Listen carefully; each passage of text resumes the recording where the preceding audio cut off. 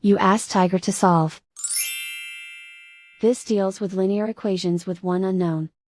The final result is x equals 1. Let's solve it step by step.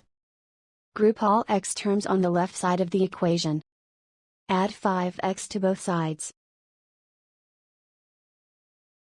Group like terms. Simplify the arithmetic. Group like terms. Simplify the arithmetic. Group all constants on the right side of the equation. Subtract 25 from both sides. Simplify the arithmetic.